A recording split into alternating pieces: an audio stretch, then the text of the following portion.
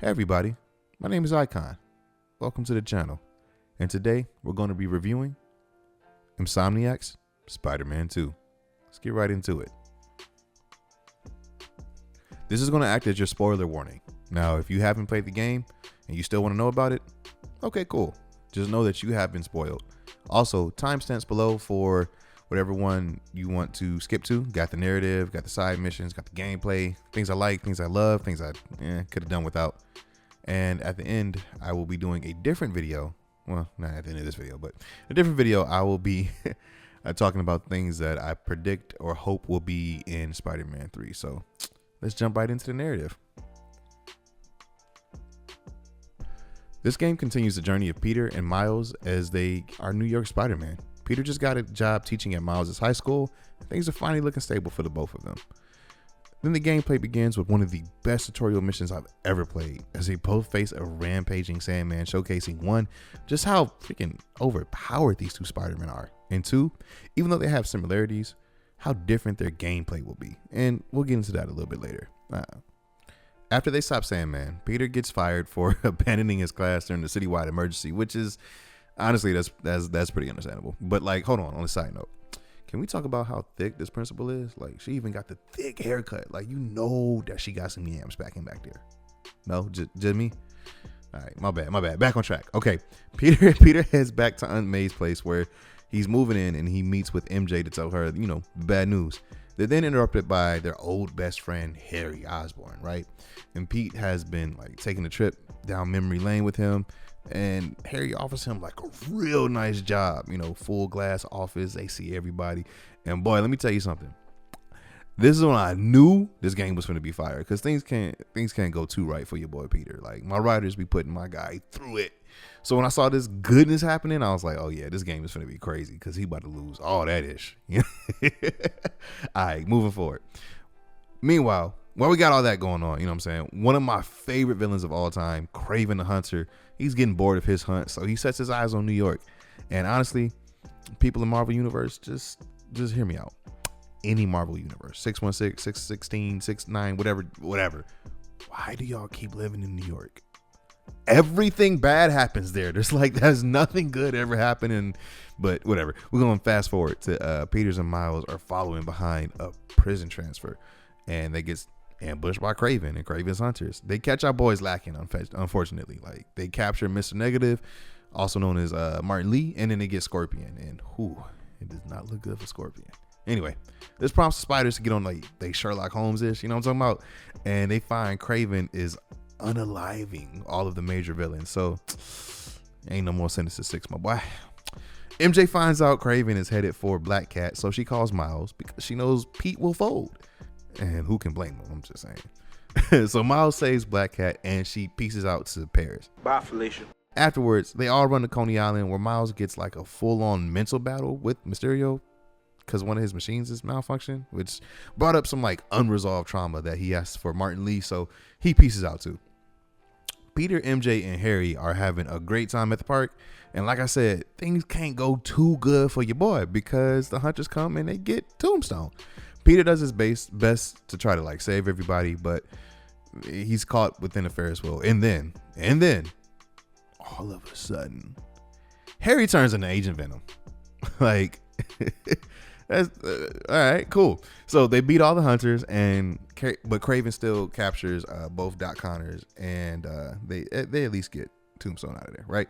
So for some reason, MJ decides that she's gonna go save the lizard for whatever reason. We'll get into that later. And she predictably gets caught. So Harry and Peter have to save them. And on a side note, I guess they just like completely forgot about Miles, because why would you not bring your full arsenal to a battle like this? But whatever.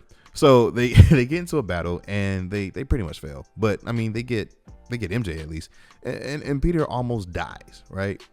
Somehow, the Venom symbiote transfers over to Peter when Harry goes to check on him, right? And now enter the true menace of this game, the Black Suit Spider-Man, because this boy is on 10. Man, let me tell you something. Peter gets his full-on Black Air Force energy. Like, he finally somehow remembers who Miles is and asks him for help to get the lizard back. So Miles does his best to, save people, and Peter is like having none of that. Like, he's full on I don't care energy. He's on I don't give a mode at all. So you talking about mentioning teeth, and we don't even see teeth from Peter. This man is he's just going crazy. Like both. Anyway, let me get back on track. I'm so excited. So anyway, both Black Spider-Man throw it off the hunters, and Connors gets away though. So Peter snaps at Miles. What do you say? Fuck me. He's like, eventually goes after Doc Connors himself. Like, Peter does what he does, and he heals the lizard, and Connors is like, hey man, this symbiote is it ain't of Earth, man. You need to go ahead and get that off of you. And Peter's like, nah, we ain't doing that. So Peter's like, I'm sleepy though. I'm gonna go get some sleep. I'll sleep on it, and I'll let you go on tomorrow. So Peter gets some sleep, man. MJ's trying to show him her new article. He ain't really feeling it. He knocks completely out. Then the game shifts. All right, so he goes to sleep, and the hunters come get him, or try to come get him, but the suit is like, nah, get some rest. I got this. Like, the suit goes crazy, right? Doesn't even check on MJ, who was for some reason turning into 007, but we'll get into that later. MJ finally gets the wherewithal to call Miles, and Miles, comes and helps and traps the both of them into like a tunnel, so MJ could talk to Peter. And I'm just be honest with y'all, we got to give it up for Miles. He's like the real life MVP of this game. Mans went out and got a full triple double. Like, Miles almost single-handedly takes out all of the hunters, but Kraven, or one of the hunters, not really Kraven, had to pull like one of those most cliche bad guy moves ever and pretends to be like a dame in distress and is like, save me. So he goes to save him, and then he like poisoned him. So he had to take a nap, and Kraven just took him back. Anyway, NJ tries to call Pete down, but he ain't hearing none of that. Like, it just pops off. Like, he don't care. He trying to kill her, and he ends up like sleep on the park bench after MJ gets away. He knocked out. My boy comes out like, that was the best sleep I ever had. Man, I'm telling you, this is full on Black Air Force energy, because who is doing that? Who's getting the best sleep on a park bench? Anyway, Miles wakes up and fights his way through Kraven's compound, where he has to have a one-on-one gladiator style match with Mr. Negative here. Miles finally overcomes his aggression and kind of forgives Mr. Negative, and that unlocks a whole new power. Let me tell y'all something, man. Miles is super overpowered in this game. It's insane. Okay, anyway. Everyone except for Peter is looking for Miles, and from this little exchange comes like one of my favorite moments in gaming, when Peter snaps at Rio, Miles' mom, and she gives him the universal "I ain't one of your little friends" look ever. Like, she was about to grab the chancla and my boy, but she was like, you know what, he out of his mind, so let me just let it be. I'm just saying, if you know, you know. Anyway, moving forward, Peter finally goes after the Kraven under the guise of saving Miles, but we all know that he's on his red rum right now. You know what I'm saying? If y'all get it. Anyway, he almost does it too. That's the crazy thing. Like, he almost red rums Kraven, but Miles comes and they just kind of yada yada how he gets free. But anyway, Miles comes and he stops Kraven, and then y'all, this is one of the best Spider-Man fight ever. A newly overpowered Miles versus like the black suit Peter. Oh man, this was a banger. But I'm telling you something, man. Miles and Peter go at it like in a way that like only brothers can. To be honest with you, this low key reminded me of like Obi-Wan versus Anakin. If I'm gonna be real with you, it was such a good fight. But Miles reaches his mentor, and Peter eventually gets the suit off, and it's back to kind of his old self. He thanks Miles for saving him, because I guess he remembers he exists again. And then he tries to be nice and atone for all the stuff. I'm skipping past a few parts. But Harry becomes Venom. Yeah, I know I kind of yada yada that, but we knew that was coming. We knew that was coming. And when I tell you, man, Venom is a menace. Yo, Venom went on a tear this game. He won. He breaks out of Oscorp. He eats Kraven's head. He turns all of New York, or most of New York, into like some type of symbiote, And then he goes to Peter's house and turns MJ into Scream. Now, for time's sake, I am kind of skipping over some stuff, but like I said, you should see the game. Anyway, Miles and Peter finally team up to take on Venom, and they get caught up. And then Mr. Negative has to come and help them. And y'all, I'm gonna be honest with you, I did not see this one coming. I should have, because I read all the comics, but I really should have. Anyway, shame on me. Peter turns into Anti-Venom. Power-ups for everybody. Power-ups galore. Like Oprah. You get a power-up. You get a power-up. And man, Miles gets a new Adidas suit for some reason. And people aren't really feeling that. I don't know why, but we'll get into that later. Miles and Peter finally team up to find a way to stop Harry, or Venom, excuse me, by destroying the meteor that the symbiote came on. Symbiote. Blah. Anyway, Peter fights Harry in one of the 1v1 and is giving him the hands and feet until Venom gets fed up. And then y'all, my boy Venom grows wings. He knocks Peter out, and Miles have to pull another MVP moment and fight a flying Venom until Peter wakes up, and then they get him. They tag team him with this is like Itadori level, like Jujutsu Kaisen level, like Dragon Ball Z level of like tag team and X-Men level of teamwork. Man, I'm telling y'all. But then my boy Peter, he can't catch a break, man. Peter has to kill his best friend, who he just got back. I told y'all, the writers do not love Peter for whatever reason. Anyway, Miles and MJ destroy the meteorite, and everybody kind of reverts back. And then Miles has another MVP moment.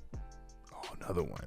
Where he sees Harry, right? Harry's his whole heart is stopped, and Peter is he's just distraught. Miles comes through with the defibrillator hands. He comes through, my boy say, clear. Clear. And now, Peter technically didn't kill his best friend, so it's like a win-win for everybody. But Norman is having none of that. Like, his boy ain't walking, his boy's in a coma, and he is hot with Spider-Man, which is kind of crazy, because in the beginning, or like towards the middle, he was like, do what you have to do to save him, and I guess he doesn't count that as saving him because they got the suit off. But anyway, he pulls up and is like, nah, get the G serum. My boy Goblin on the way. Anyway, much later, Peter finally settles like in his home, and he's retiring as Spider-Man, which is kind of fitting because technically I guess he's been Spider-Man for like a little over a decade at this point. So he's in his 30s, wants to start a family. Like, that's cool, I'll give you that. And he gives Miles his blessing to be like New York's only Spider-Man while he works on himself. But we all know he's coming back. But that's a really like nice book ending for Peter. You know what I'm saying? And y'all, I did skip a lot of stuff. I try to hit like the highlights because I don't want the review just to be like a overview of the narrative. If you played it, you kind of know the narrative. So that's like the biggest thing. But overall, I really enjoyed the narrative, man. Like it was good. It was like a movie. And well, I guess that's the point of things now, right? Anyway, let's get into the next thing. Side missions. Now, this game had like the perfect side missions to show why Spider-Man is the friendly neighborhood Spider-Man, right? Like, we're going to split these in two. So Peter's side missions really had a lot more to do with like the overall story, as Yuri returns and faces off against a fire cult that's like kidnapping people around the city and setting fires and things like that. So Peter has to, team up with Yuri and see what's up with the cult. And when they finally get to the cult leader, Peter tries to save Yuri from killing and going down that path and whatever.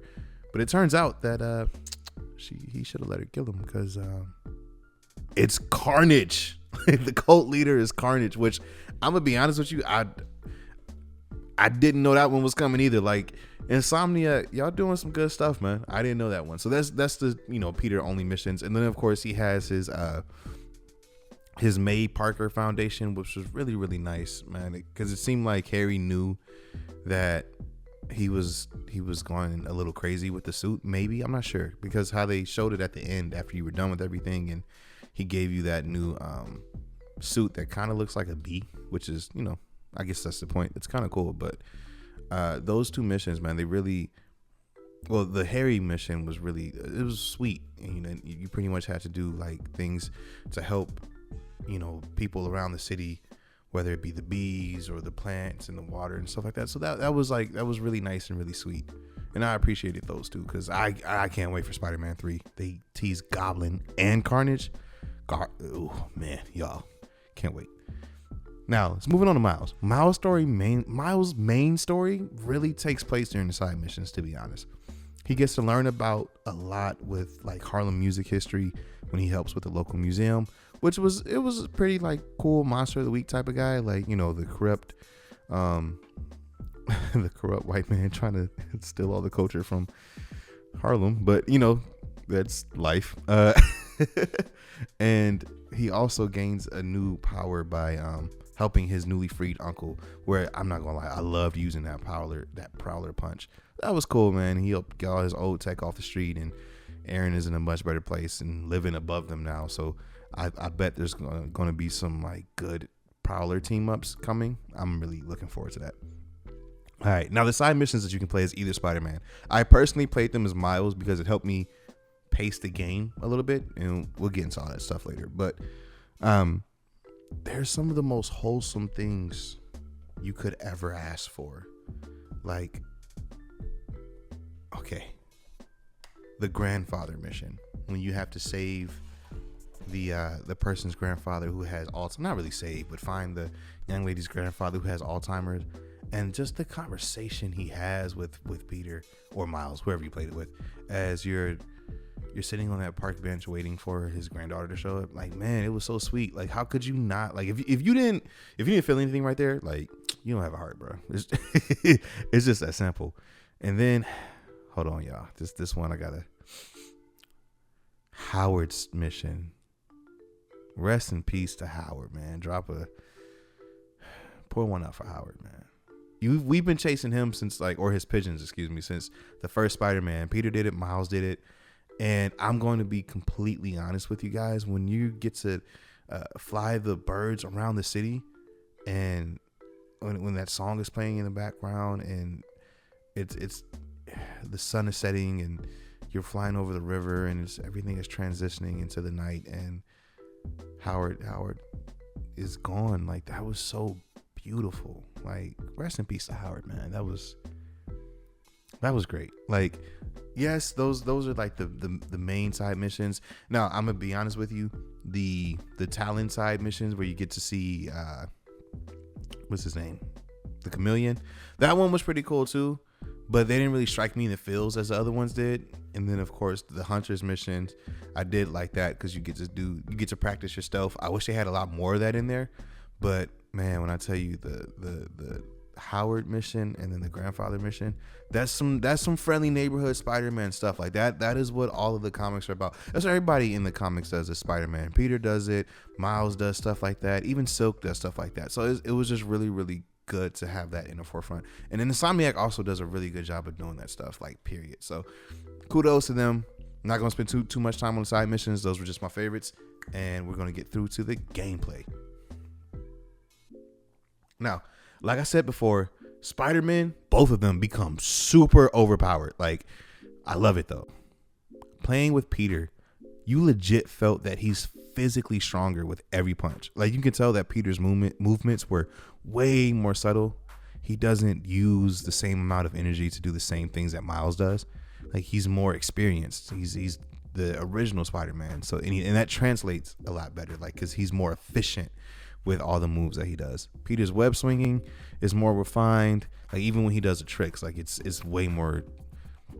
It's a little more graceful, I would say. Like, Miles is a little more free, so that's cool. And the Rubik's Cube, that's like the icing on the cake, because I can understand, like, that's him just being a big nerd. Now, when it gets to the combat, I do get that some people weren't a big fan of the spider arms. I personally loved it. Like, I thought it was a real creative way to get him to do, like, just different things that helped combat be just a lot more creative, in my opinion. And then the fact that you can switch between them and the symbiote armor, like, not armor, but the symbiote powers, like, man, that was great. Like, I couldn't ask for anything, because I could mix and match and do it how I wanted. And that made it really fun and, like, really unique, because it kind of made you create your own style, and it unlocked so many combinations that you could do. And that made it, like, super, super, super fun. Now, on to Miles. super OP Miles. And I'm not gonna lie, I love Miles. Even though I felt the story was way more Peter centric and they used Miles as like an ex machina, I still like, I played most of the side missions as Miles, as I mentioned earlier, and that helped me kind of make it feel like the game was a lot more balanced. So I could play with both of them the way I wanted to. Pause. Much like his first solo game though, Miles has a lot more flashy with his moves. He's not as refined as Peter. He's not as unrefined as his first game either, but you could definitely tell he still has to exert way more effort and to do the same things that Peter does. Like a really good example is the punch in the air, right? Like Peter does this uppercut that sends people all the way into the air, but Miles has to put his entire body into it by kicking them, right? And Peter's uppercut is just so smooth. So like that's what I'm saying, where I think the gameplay really highlights that yes, these are two Spider-Men that fight similarly, but they also have their own style and it's really smooth. And then when you get to the hacks, oh my goodness, the hacks. Miles' power is crazy in this game. His bioelectric power. Ooh, I can't wait to. Hopefully, they give him the sword in Spider-Man 3, but we'll get to that later. I love that the power ups were earned though. Like Miles had to go through trauma and allow himself to be great, and the more he dealt with that, and the more he became a better Spider-Man by not wanting to kill, by wanting to do things the right way, the more he earned that power. And you got to give it up for that. Like that's beautiful. So like I said, I love the same thing with Peter and the arms and the symbiote. I love how you can mix and match Miles's power, because it was so cool where I could switch between the yellow and the blue lightning, and if I wanted to, have the thunder slam instead of the compulsion, like I loved it all, and it was really cool. Another little tidbit that I loved with Miles was that when you did his L3 and R3 together, it reloaded all of his stuff. He was so overpowered, but I loved it. All right, let's move on. Speaking of things I love, let's move on to things I like, things I love, and things I just could have did without. All right, so getting into the things I like. Overall, I really enjoyed the interaction between the characters. The little details that they had of when you were playing as Miles or Peter, that you would run into each other.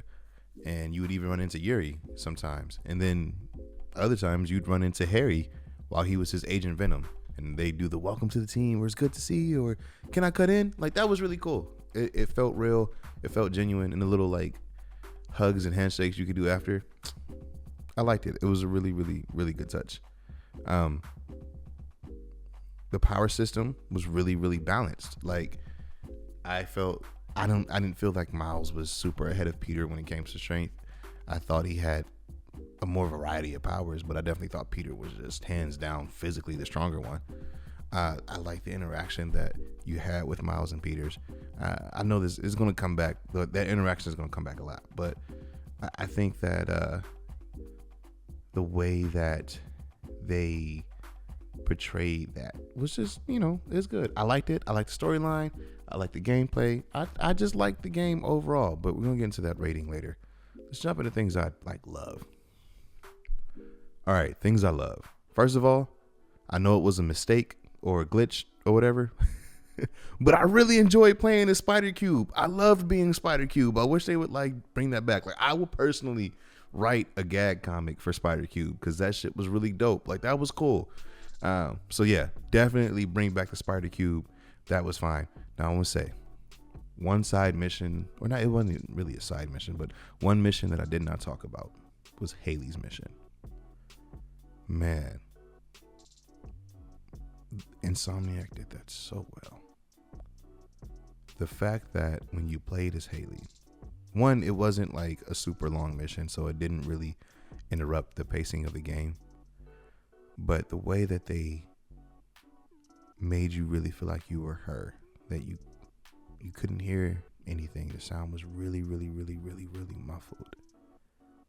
It was so beautiful. Like, I don't know, that the way that they did that was just so reverent, so beautiful, and it really puts you in the shoes of somebody who's dealing with a disability, but has such humongous talent. And man, it was amazing. That's one of my favorite parts of this game. So it's definitely going under things I love. Kudos for that. I love playing as Venom. Like, who didn't love playing as Venom? Smashing through Oscorp. I wish we had more of that, to be honest with you. But yeah, those are things man. Thank you, Insomniac, for that. Things I hate. Well, let me not say hate, but things I dislike. All right. Here's where we're going to get into the you might not agree with me, but just follow me here. All right. The characters were inconsistent. Let me explain. Last game, Miles went on a whole arc about his uncle, his family, his dad, the journey that they had together, right? He spent half of this game getting his uncle's dangerous equipment off the street. Why did Miles turn around and have a full panic mode? Like, my uncle, he's robbing us. What? He was a mini detective this whole thing, and he couldn't use cognitive reasoning to, like, I don't know. I just feel like that was such a weird, random, out of character, just, huh? Like I said, I could, kind of ignore it because it was a side thing, but still, I thought that was just really, really, really strange. Another thing I thought was strange and inconsistent with their characters is that Peter just completely ignores Miles once Harry shows up. Now, I do understand him getting, like, excited about Harry, but him completely ignoring Miles, I felt like that was a little out of character. Now, because he did it before the black suit, but I will say this. It may have been a way to foreshadow his retirement, like he was a little distant from being Spider-Man, maybe. But I just felt like him completely ignoring Miles was just very strange to me. And here's the big thing that I really disliked. MJ side missions, or missions, period.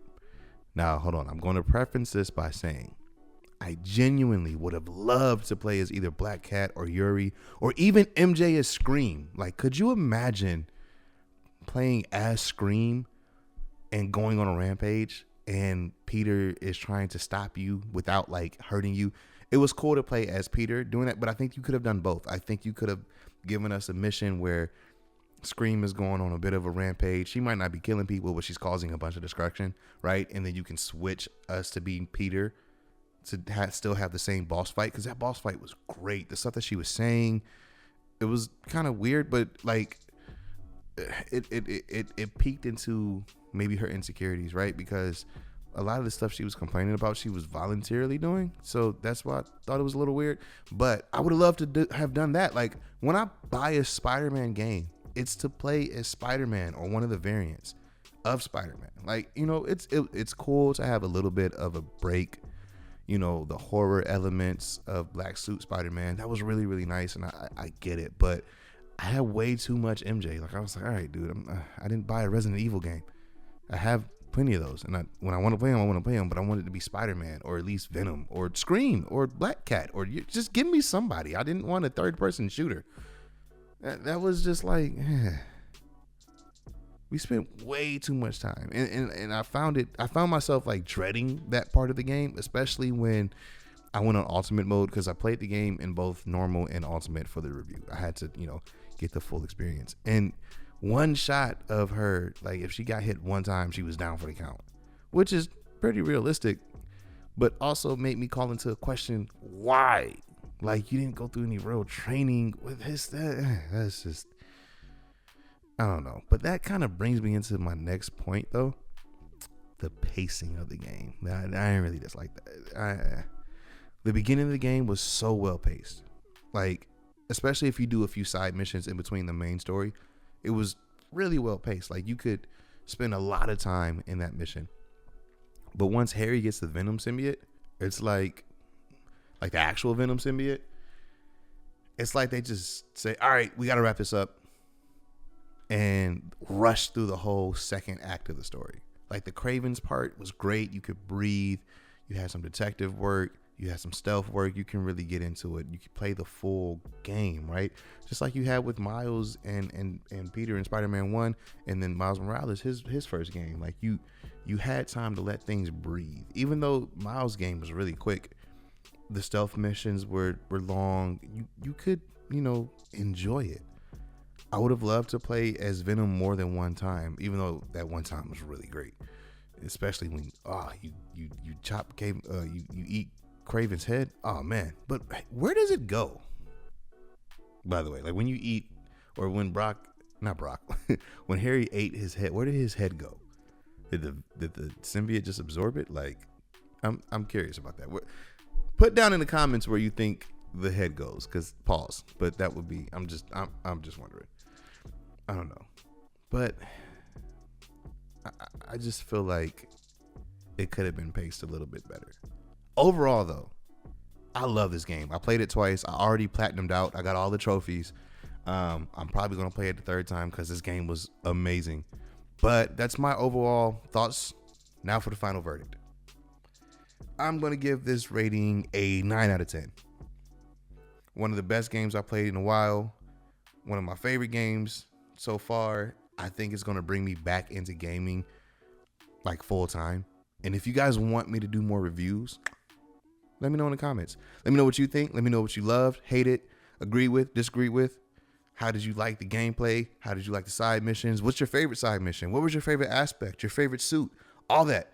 Drop it in the comments below. Also, while you're down there, please go ahead, like, subscribe, all that great stuff. I want to do more of these. Let me know if I should. As always, I'm Icon. Thank y'all for joining, and we'll catch you on the next one. Peace.